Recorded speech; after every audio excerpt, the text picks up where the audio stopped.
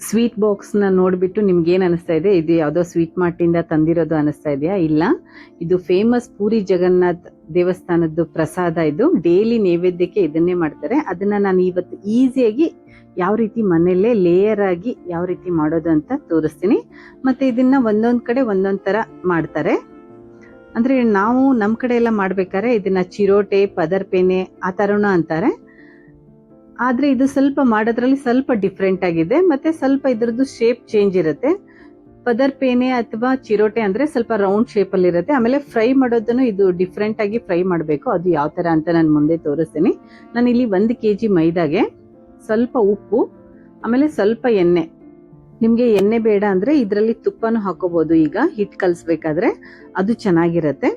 ಸ್ವಲ್ಪ ಅಂದ್ರೆ ನಾನು ಇಲ್ಲಿ ಒಂದು ಅರ್ಧ ಬಟ್ಲದಷ್ಟು ಎಣ್ಣೆ ಹಾಕೊಂಡಿದ್ದೀನಿ. ನೀವು ಬೇಕಂದ್ರೆ ತುಪ್ಪನೂ ಹಾಕೋಬಹುದು. ಇದನ್ನ ಫಸ್ಟ್ ಚೆನ್ನಾಗಿ ಕೈಯಿಂದ ಮಿಕ್ಸ್ ಮಾಡಬೇಕು. ಅಂದ್ರೆ ಹಿಟ್ಟಿಗೆ ಆ ಎಣ್ಣೆ ಎಲ್ಲ ಅದಕ್ಕೆ ಅಂಟ್ಕೋಬೇಕು. ಅಂದ್ರೆ ಆ ಹಿಟ್ಟು ಎಣ್ಣೆ ಎರಡು ಚೆನ್ನಾಗಿ ಮಿಕ್ಸ್ ಆದ್ಮೇಲೆ ಇದಕ್ಕೆ ನೀರ್ ಹಾಕಿ ಸ್ವಲ್ಪ ಗಟ್ಟಿಯಾಗೇನೆ ಕಲ್ಸ್ಬೇಕು. ಇದನ್ನ ಗಟ್ಟಿಯಾಗಿ ಕಲ್ಸಿದ್ರೇನೆ ಇದು ಮಾಡ್ಬೇಕಾದ್ರೆ ನೀಟಾಗಿ ಬರುತ್ತೆ, ಮತ್ತೆ ಚೆನ್ನಾಗನು ಮಾಡ್ಬೋದು ಬೇಗ ಬೇಗ. ಸ್ವಲ್ಪ ಹಿಟ್ಟು ತೆಳ್ಳಗಾದ್ರೂ ಸ್ವಲ್ಪ ಕಿರಿಕಿರಿ ಆಗುತ್ತೆ ಮಾಡ್ಬೇಕಾದ್ರೆ. ಮತ್ತೆ ಈ ಸ್ವೀಟ್ ಹೆಸರು ಪೂರಿ ಜಗನ್ನಾಥ್ ಅಲ್ಲಿ ಇದನ್ನ ಖಾಜಾ ಅಂತಾರೆ.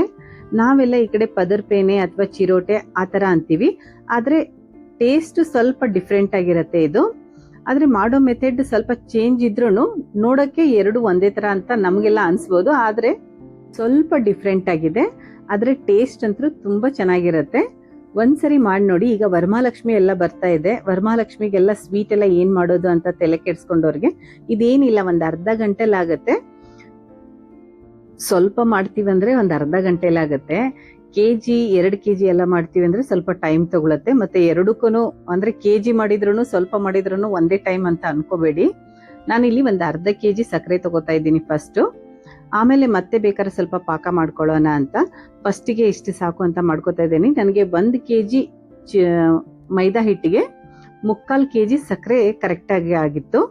ನಾನು ಫಸ್ಟ್ ಅರ್ಧ kg ಪಾಕ ಮಾಡ್ಕೋತಾ ಇದ್ದೀನಿ. ಈ ಪಾಕ ಮಾಡಬೇಕಾದ್ರೂ ಒಂದೊಂದು ಟಿಪ್ಸ್ ನ ಹೇಳ್ತೀನಿ ಯಾವ ತರ ಮಾಡ್ಬೇಕು ಅಂತ. ಪೂರ್ತಿ ವಿಡಿಯೋನ ಸ್ಕಿಪ್ ಮಾಡದೆ ನೋಡಿ. ಸಕ್ಕರೆ ಮುಳುಗೋತನ ಮಾತ್ರ ನೀರ್ ಹಾಕಿ, ಜಾಸ್ತಿನೂ ಹಾಕ್ಬೇಡಿ, ಆಮೇಲೆ ಜಾಸ್ತಿ ಕಡಿಮೆನೂ ಹಾಕ್ಬೇಡಿ.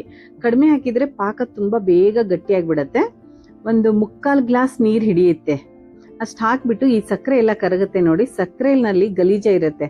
ಆ ಗಲೀಜ್ನ ತೆಗಿಬೇಕಂದ್ರೆ 1 ಸ್ಪೂನು ಹಾಲ್ ಹಾಕಿದ್ರೆ ಆ ಗಲೀಜೆಲ್ಲ ನೋಡಿ ಯಾವ ತರ ಬರುತ್ತೆ. ಈಗ ತೋರಿಸ್ತೀನಿ.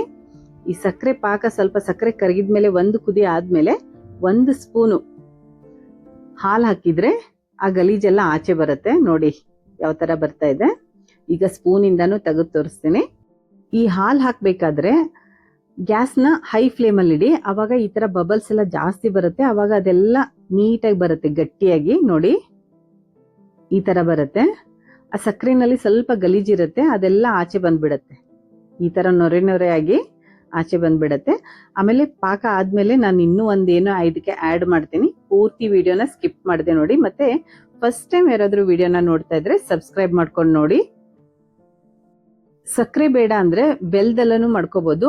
ಬೆಲ್ಲನು ಇದೇ ತರ ಪಾಕ ಮಾಡ್ಕೊಂಡು ಒಂದೇಳೆನು ಅಲ್ಲ, ಸ್ವಲ್ಪ ಹಿಂಗೆ ಕೈಗೆ ಅಂಟ್ಬೇಕು. ನಾನು ತೋರಿಸ್ತೀನಿ ಆಮೇಲೆ ಯಾವ ತರ ಪಾಕ ಇರಬೇಕು ಅಂತ. ಅದೇ ತರನು ನೀವು ಬೆಲ್ಲದಲ್ಲೂ ಮಾಡ್ಕೋಬಹುದು. ಬೆಲ್ಲ ಹಾಕಿ ಆದ್ರೂ ಮಾಡ್ಕೊಳ್ಳಿ, ಅದು ಚೆನ್ನಾಗಿರುತ್ತೆ. ನೆಕ್ಸ್ಟ್ ಟೈಮ್ ಯಾವಾಗ್ಲಾದ್ರೂ ಮಾಡಿದಾಗ ನಾನು ಬೆಲ್ಲ ಹಾಕಿ ಮಾಡಿ ಅಥವಾ ಗೋಧಿ ಹಿಟ್ಟಲ್ಲೂ ಮಾಡ್ತೀನಿ ಇದನ್ನ. ಅವಾಗ ಅದನ್ನು ತೋರಿಸ್ತೀನಿ. ಗೋಧಿ ಹಿಟ್ಟಲ್ಲಿ ಮಾಡಿದ್ರೆ ಏನಾಗುತ್ತೆ ಅಂದ್ರೆ ಬೇಗ ಫ್ರೈ ಆಗಲ್ಲ, ಸ್ವಲ್ಪ ಲೇಟ್ ಆಗಿ ಫ್ರೈ ಆಗುತ್ತೆ. ಆಮೇಲೆ ಗೋಧಿ ಹಿಟ್ಟು ಕಲ್ಸೋದು ಸ್ವಲ್ಪ ಮೆತ್ತಗಾದ್ರೂ ಚೆನ್ನಾಗಾಗಲ್ಲ. ಅದು ಯಾವತ್ತಾದ್ರೂ ಒಂದಿನ ನಾನು ಅದನ್ನು ಮಾಡಿ ತೋರಿಸ್ತೀನಿ ನೋಡಿ. ಇದೆಲ್ಲ ಗಲೀಜ್ ತೆಗದೆ. ಈಗ ನೋಡಿ ಪಾಕ ಎಷ್ಟು ತಿಳಿಯಾಗಿ ಕಾಣಿಸ್ತಾ ಇದೆ. ಈಗ ಇದಕ್ಕೆ ಸ್ವಲ್ಪ ಏಲಕ್ಕಿ ಎಲ್ಲ ಕುಟ್ಕೊಂಡು ಸೈಡ್ಗೆ ಇಡ್ತೀನಿ.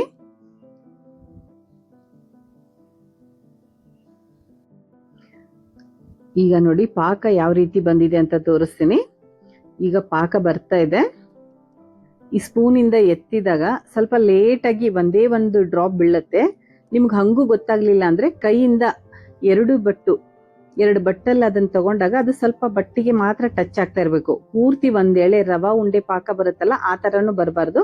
ಸುಮ್ನೆ ಹಿಂಗೆ ಟಚ್ ಆಗ್ತಾ ಇದ್ರೆ ಸಾಕು, ಅಂದ್ರೆ ಕರೆಕ್ಟ್ ಆಗಿ ಬಂದಿರತ್ತೆ. ಇದಿಷ್ಟಾದ್ಮೇಲೆ ಇದನ್ನ ಈಗ ಗ್ಯಾಸ್ ಆಫ್ ಮಾಡ್ತೀನಿ.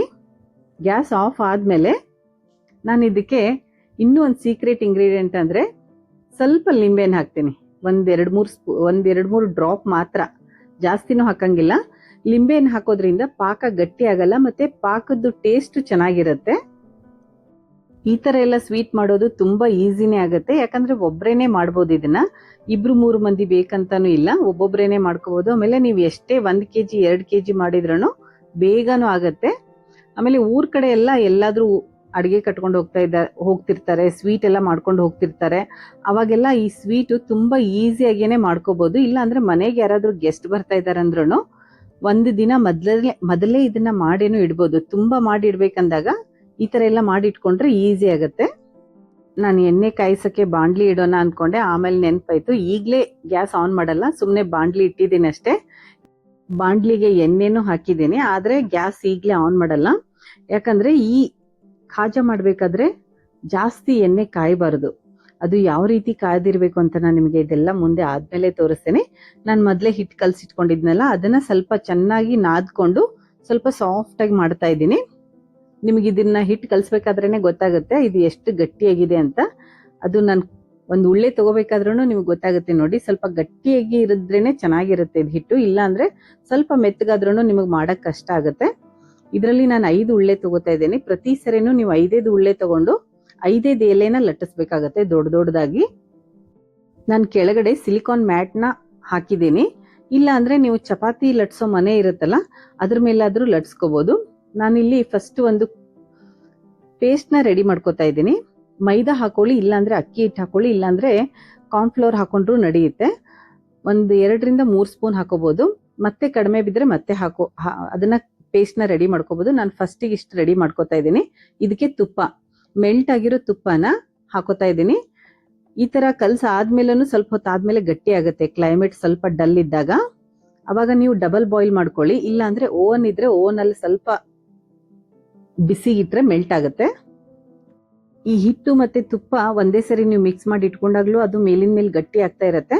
ಅದಕ್ಕೆ ಸ್ವಲ್ಪ ಕಲಿಸ್ಕೊಳ್ಳಿ. ಆಮೇಲೆ ನೀವು ಬೇಕಂದ್ರೆ ನೀವು ಗ್ಯಾಸಲ್ಲೇ ತುಪ್ಪನ ಮೆಲ್ಟ್ ಮಾಡಿ ಹಿಟ್ಟಲ್ಲಿ ಮಿಕ್ಸ್ ಮಾಡ್ಕೊಳ್ಳಿ, ಅದು ತುಂಬಾ ಈಸಿ ಆಗುತ್ತೆ. ಇಲ್ಲಾಂದ್ರೆ ಹಿಟ್ಟು ಮತ್ತೆ ತುಪ್ಪ ಒಂದೇ ಸರಿ ಮಿಕ್ಸ್ ಮಾಡಿದಾಗ ಗಟ್ಟಿ ಆಗ್ತಾನೆ ಇರುತ್ತೆ ಅದು. ನಾನಿಲ್ಲಿ ಫಸ್ಟಿಗೆ ಒಂದೊಂದೇ ಎಲೆನ ಲಟ್ಸಿ ತೋರಿಸ್ತೀನಿ. ನಾನು ಕೆಳಗಡೆ ಸಿಲಿಕಾನ್ ಮ್ಯಾಟ್ ಹಾಕಿದ್ದೀನಿ ಅಂತ ಹೇಳಿದೆ. ಇಲ್ಲಾಂದ್ರೆ ನೀವು ಚಪಾತಿ ಮನೆಯಲ್ಲಿ ಲಟ್ಸ್ಕೊಂಡ್ರು ಆ ಚಪಾತಿ ಮನೆ ಎಷ್ಟಿರುತ್ತಲ್ಲ ಅದು ಸೈಜ್ ಕರೆಕ್ಟಾಗಿ ಗೊತ್ತಾಗುತ್ತೆ, ಅವಾಗ ಅದು ಒಂದೇ ಸೈಜ್ ಬರುತ್ತೆ. ಇಲ್ಲ ಅಂದ್ರೆ ಒಬ್ಬೊಬ್ರು ಏನ್ ಮಾಡ್ತಾರೆ ಅಂದ್ರೆ ಇದು ಕಿಚನ್ ಫ್ಲೋರ್ ಇರುತ್ತಲ್ಲ ಅದ್ರ ಮೇಲೂ ಲಟ್ಟಿಸ್ತಾ ಇರ್ತಾರೆ, ಆವಾಗ ಸ್ವಲ್ಪ ಕನ್ಫ್ಯೂಸ್ ಆಗುತ್ತೆ. ಒಂದ್ ಎಲೆ ಚಿಕ್ಕದು ಒಂದ್ ಎಲೆ ದೊಡ್ಡದಾಗತ್ತೆ. ಈ ಸಿಲಿಕಾನ್ ಮ್ಯಾಟ್ ಅಲ್ಲಿ ಮಾಡೋದ್ರಿಂದ ಈ ತರ ನೋಡಿ ಒಂದೇ ಶೇಪ್ ಅಲ್ಲಿ ಬರುತ್ತೆ. ಅಂದ್ರೆ ಎಷ್ಟು ಅದ್ರ ಮೇಲೆ ಇಂಚ್ ಬರ್ದಿದ್ದಾರೆ ಕೆಳಗಡೆ, ಆ ಇಂಚಲ್ಲಿ ನಾವು ನೆನ್ಪಿಟ್ಕೊಂಡು ಎಷ್ಟು ಫಸ್ಟ್ ಎಲೆನ ಲಟ್ಸಿದೇವೋ ಯಾವ ಸೈಜಲ್ಲಿ ಅದೇ ಸೈಜಲ್ಲಿ ಎಲ್ಲಾ ಎಲೆನೂ ಲಟ್ಟಿಸ್ಬೋದು ಅಂತ ಗೊತ್ತಾಗುತ್ತೆ ಅಂತ ನಾನು ಸಿಲಿಕಾನ್ ಮ್ಯಾಟ್ ಅಲ್ಲಿ ಲಟ್ಟಿಸ್ತಾ ಇದ್ದೀನಿ ಕೆಳಗಡೆ ಹಾಕೊಂಡು.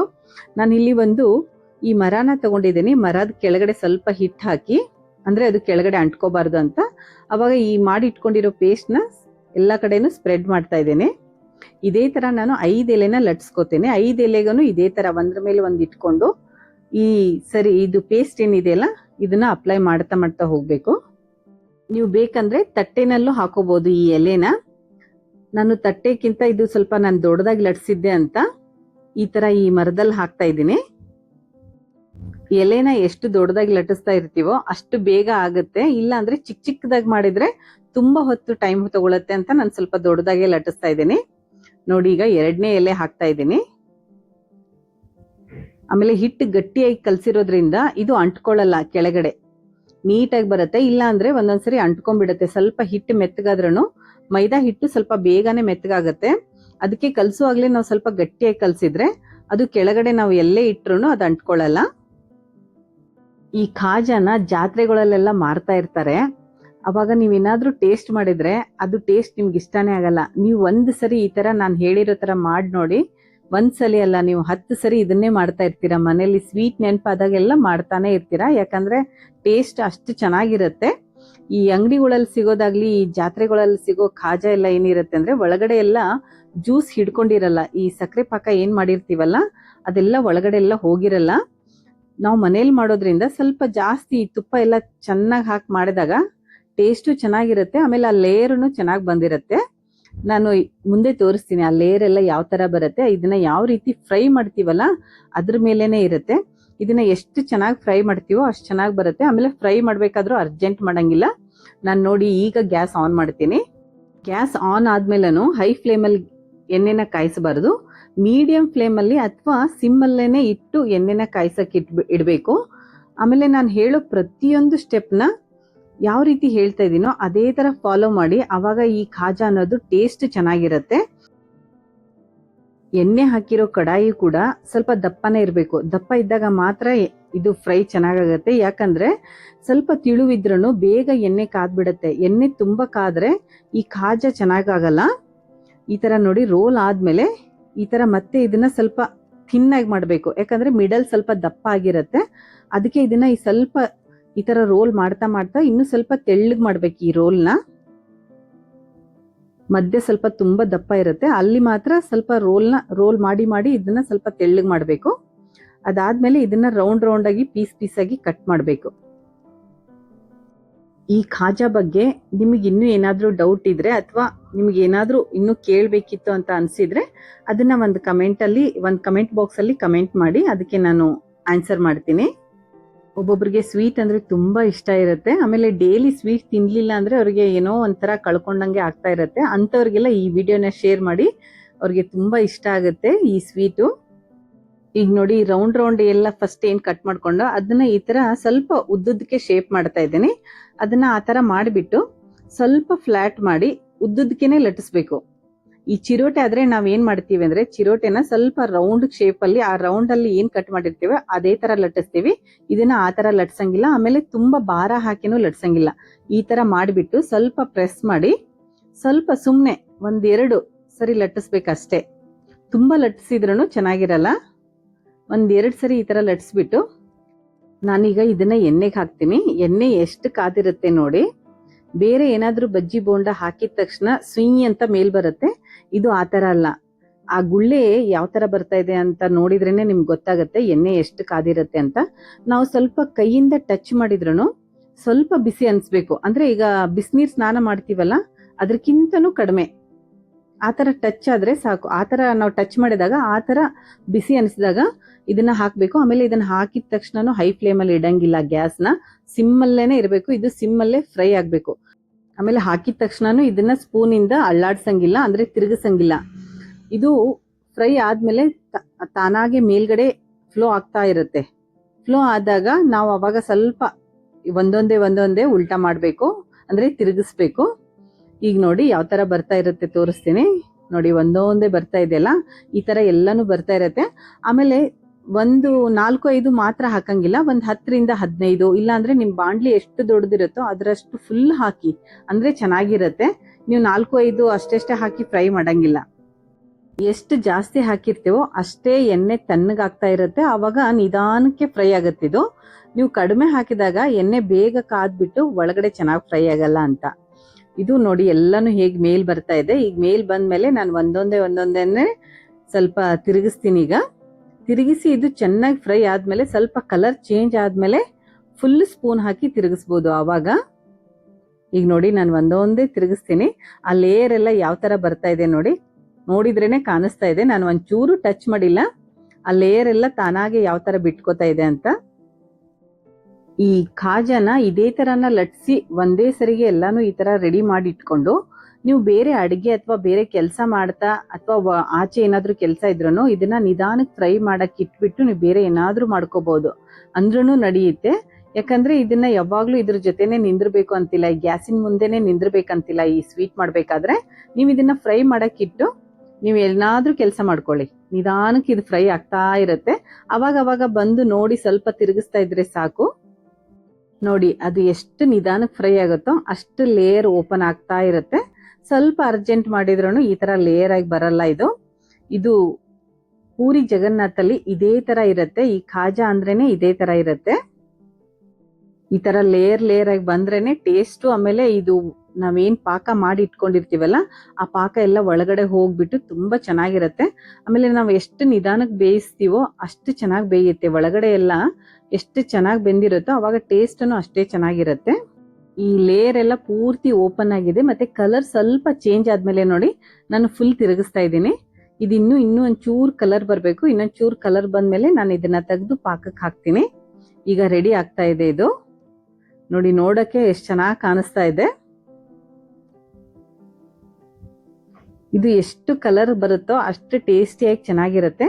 ಸ್ವಲ್ಪ ವೈಟ್ ಕಲರ್ ಅಲ್ಲಿ ತೆಗೆದ್ರೆ ಟೇಸ್ಟ್ ಚೆನ್ನಾಗಿರಲ್ಲ, ಆಮೇಲೆ ಒಳಗಡೆ ಫ್ರೈ ಆಗಿರಲ್ಲ. ಪ್ರತಿ ಲೇಯರ್ ನೋಡಿ ಫುಲ್ ಕಲರ್ ಬಂದಿದೆ. ಗೋಲ್ಡನ್ ಬ್ರೌನ್ ಅಂತೀವಲ್ಲ ಆ ಕಲರ್ ಪ್ರತಿ ಲೇಯರ್ ಅಲ್ಲೂ ಬಂದಿದೆ. ಆ ತರ ಬಂದಾಗ ಮಾತ್ರ ಟೇಸ್ಟ್ ಚೆನ್ನಾಗಿರುತ್ತೆ.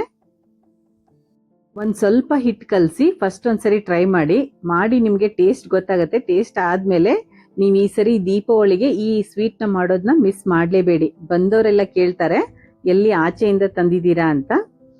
ನೋಡಿ, ನಾನು ಎಣ್ಣೆ ಜಾಸ್ತಿ ಕಾದಿದೆ ಅಂತ ಗ್ಯಾಸ್ನ ಆಫ್ ಮಾಡಿದೆ. ಗ್ಯಾಸ್ನ ಆಫ್ ಮಾಡಿ ಅದನ್ನ ಫ್ರೈ ಮಾಡಕ್ ಹಾಕಿದ್ದೀನಿ. ಆದ್ರೂ ತುಂಬಾ ಎಣ್ಣೆ ಕಾದಿದೆ. ಇಷ್ಟು ಎಣ್ಣೆ ಕಾದ್ರೆ ಅದು ತುಂಬಾ ಲೇಯರ್ ಆಗಿ ಬರಲ್ಲ. ನಾನು ವಿಡಿಯೋ ಮಾಡೋ ಅರ್ಜೆಂಟ್ ಅಲ್ಲಿ ನಾನು ಮರ್ತ್ ಬಿಟ್ಟಿದ್ದೀನಿ ಎಣ್ಣೆ ಜಾಸ್ತಿ ಕಾದಿದೆ ಅಂತ. ನಾನು ಏನ್ ಮಾಡ್ತೀನಿ ಅಂದ್ರೆ ಪ್ರತಿ ಸರಿನೂ ಗ್ಯಾಸ್ನ ಸ್ವಲ್ಪ ಒಂದು ಬ್ಯಾಚ್ ಆದ್ಮೇಲೆ ಗ್ಯಾಸ್ನ ಸ್ವಲ್ಪ ಆಫ್ ಮಾಡ್ತೀನಿ. ಆಫ್ ಮಾಡಿ ಮತ್ತೆ ಆನ್ ಮಾಡಿ ಸಿಮ್ಮಲ್ಲಿ ಇಡ್ತೀನಿ. ಅವಾಗ ಹಾಕ್ತಾ ಇದ್ದೆ. ಇವತ್ತು ಅರ್ಜೆಂಟ್ ಅಲ್ಲಿ ಹಾಕ್ಬಿಟ್ಟಿದ್ದೀನಿ, ಅದಕ್ಕೆ ನಾ ಗ್ಯಾಸ್ ಆಫ್ ಮಾಡಿಬಿಟ್ಟೆ. ಹಾಕಿದ ತಕ್ಷಣ ಒಂದೊಂದ್ಸರಿ ಅರ್ಜೆಂಟಲ್ಲಿ ಆಗುತ್ತೆ, ಏನೂ ಮಾಡೋಕ್ಕಾಗಲ್ಲ. ಅದನ್ನ ನಾವೇ ಹೇಗಾದ್ರೂ ಸುಧಾರಿಸ್ಕೋಬೇಕಲ್ಲ, ಅದಕ್ಕೆ ನಾನು ಗ್ಯಾಸ್ ಆಫ್ ಮಾಡಿದ್ದೀನಿ. ಈ ತರ ಆದಾಗನು ನೀವು ಟೆನ್ಷನ್ ಮಾಡ್ಕೊಳ್ಳದೆ ಸ್ವಲ್ಪ ಕಾಮ್ ಆಗಿ ಯೋಚನೆ ಮಾಡಿದ್ರೆ ಏನಾದ್ರೂ ಒಂದು ಐಡಿಯಾ ಸಿಗ್ತಾ ಇರುತ್ತೆ. ನಾನೀಗ ಇವನ್ನ ಒಂದೊಂದೇ ಪಾಕಲ್ಲಿ ಹಾಕ್ತಾ ಇದ್ದೀನಿ. ಹಾಕಿ ಒಂದ್ 2-3 ನಿಮಿಷ ಬಿಡಬೇಕು. ಬಿಟ್ಟಾದ್ಮೇಲೆ ತೆಗಿಬೇಕು. ಸ್ವಲ್ಪ ಅದೆಲ್ಲ ಹೀರ್ಕೊಂಡಿರುತ್ತೆ, ಒಳಗಡೆ ಎಲ್ಲ ಜ್ಯೂಸ್ ಚೆನ್ನಾಗಿ ಹೋಗಿರುತ್ತೆ. ಈಗ ನೋಡಿ ನಾನು ತೆಗಿತಾ ಇದ್ದೀನಿ. ಒಂದ್ 3 ನಿಮಿಷ ಆದ್ಮೇಲೆ ತೆಗಿತಾ ಇದ್ದೀನಿ. ಈಗ ನೋಡಿ 2ನೇ ಬ್ಯಾಚ್ ಏನ್ ಹಾಕಿದ್ದೀನಲ್ಲ, ಸ್ವಲ್ಪ ಗ್ಯಾಸ್ನ ಆನ್ ಮಾಡಿ ಮತ್ತೆ ಸಿಮ್ಮಲ್ಲೇನೆ ಇಟ್ಟಿದ್ದೀನಿ. ಈ ತರ ಎಲ್ಲ ಆದ್ಮೇಲೆ ಇದಕ್ಕೆ ಸ್ವಲ್ಪ ಡ್ರೈ ಫ್ರೂಟ್ಸ್ ಎಲ್ಲ ಹಾಕಿ ಅಲಂಕಾರ ಮಾಡಿದ್ರೆ ನೀವು ಆಚೆ ಬೇಕರಿಯಿಂದ ತಂದಿರೋ ತರಾನೇ ಅನ್ಸುತ್ತೆ. ಆಮೇಲೆ ಟೇಸ್ಟ್ ಅದಕ್ಕಿಂತನೂ ಚೆನ್ನಾಗಿರುತ್ತೆ, ಆಚೆ ತಂದಿರೋದಕ್ಕಿಂತನೂ ಟೇಸ್ಟ್ ಚೆನ್ನಾಗಿರುತ್ತೆ. ಮೇಲ್ಗಡೆ ನಾನು ಸ್ವಲ್ಪ ಪಿಸ್ತಾನ ಚಾಪ್ ಮಾಡಿ ಡೆಕೋರೇಷನ್ ಮಾಡಿದ್ದೀನಿ. ತುಂಬಾ ಚೆನ್ನಾಗಿ ಕಾಣಿಸ್ತಾ ಇತ್ತು. ಒಳಗಡೆ ಎಲ್ಲ ಜ್ಯೂಸ್ ಹಿಡ್ಕೊಂಡು ಯಾವ ತರ ಆಗಿದೆ ಅಂತ ತೋರಿಸ್ತಾ ಇದ್ದೀನಿ. ನೋಡಿ, ತುಂಬಾ ಚೆನ್ನಾಗಿ ಬಂದಿದೆ ಒಳಗಡೆ ಎಲ್ಲ. ಇದೇ ತರ ನಿಮ್ಗೆ ಯಾವ್ದಾದ್ರು ಸ್ವೀಟ್ ಬೇಕಂದ್ರೆ ನಂಗೆ ಕಮೆಂಟ್ ಅಲ್ಲೂ ತಿಳಿಸಿ. ನಾ ಆ ಸ್ವೀಟ್ ನ ಮಾಡಿ ನಿಮ್ಗೆ ವಿಡಿಯೋನ ಅಪ್ಲೋಡ್ ಮಾಡ್ತೀನಿ. ಮತ್ತೆ ಈಗ ಎಲ್ಲ ಹಬ್ಬ ಎಲ್ಲ ಹತ್ರ ಬರ್ತಾ ಇದೆ. ಹಾಗೆ ನಿಮ್ ಫ್ರೆಂಡ್ಸ್ ಅಂಡ್ ಫ್ಯಾಮಿಲಿ ಮೆಂಬರ್ಸ್ಗೆ ಈ ವಿಡಿಯೋನ ಶೇರ್ ಮಾಡಿ. Thank you. See you again. Bye.